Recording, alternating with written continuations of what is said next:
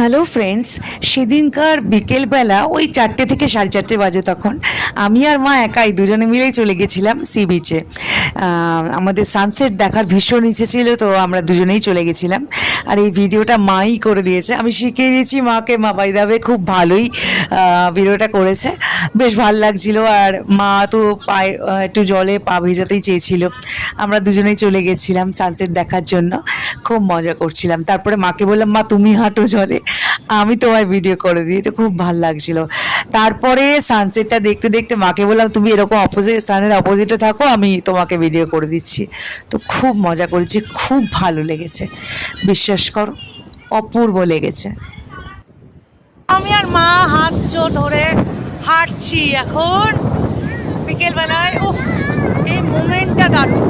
এই মোমেন্টগুলো ধরে রাখতে হয় গাইস, এই মোমেন্টগুলো।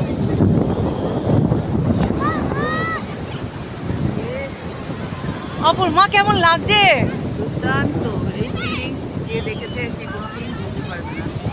এত সুন্দর, এত সুন্দর, জীবনের সব দুঃখ কষ্ট মানুষের ভুলে যায় একদম। এমন একটা জয় জগন্নাথ। জয় জগন্নাথ।